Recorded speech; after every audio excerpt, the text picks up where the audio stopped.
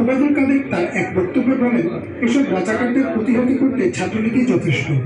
তার এই উস্কানিমূলক বক্তব্যের পর সভাপতি সাদ্দামের নেতৃত্বে দেশীয় অস্ত্র নিয়ে ঠিক 2018-র মতো এবারও সাধারণ শিক্ষার্থীদের উপর হামলা করে ছাত্রলীগ। লাঞ্ছিত করা হয় নারী শিক্ষার্থীদের।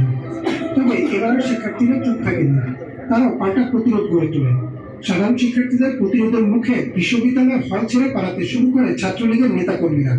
একে একে দেশের প্রায় সব পাবলিক বিশ্ববিদ্যালয়কে ছাত্রলীগ মুক্ত ঘোষণা করে সাধারণ শিক্ষার্থীরা। ছাত্রলীগের চেষ্টা বিফলে গেলে মাঠে নামেন পুলিশ। তারা শিক্ষার্থীদের উপর লাঠিচার্জ এবং বিশ্ববিদ্যালয়ের শিক্ষার্থী আবু সাইদকে পুলিশ নিরস্ত্র অবস্থায় খুব কাছ থেকে গুলি করে হত্যা করে। সামাজিক যোগাযোগ মাধ্যমে দ্রুত ছড়িয়ে পড়ে আবু সাইদের হত্যার ভিডিও। এতদিন চুপ থাকলেও আবু সাইদের মৃত্যুর পর মাঠে নামে বেসরকারি বিশ্ববিদ্যালয়ের শিক্ষার্থীরা। শুধু বেসরকারি বিশ্ববিদ্যালয় না, সারা দেশের স্কুল ও কলেজের শিক্ষার্থীরাও যোগ দেয় আন্দোলনে। রাজধানী রামপুরা, উত্তরা, যাত্রাবাড়ি সহ দেশের অনেক জায়গায় শুরু হয় তুমুল সংঘর্ষ।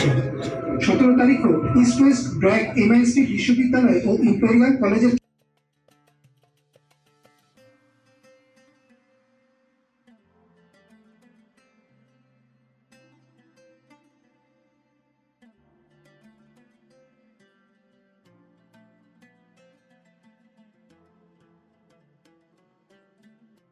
একদিন হবে জয়, একদিন বিজয়। আবু সাইদ নামে একটা ছাত্র ছিল হাই, বুক পাতিয়া 4টা গুলি খাইল যে একাই।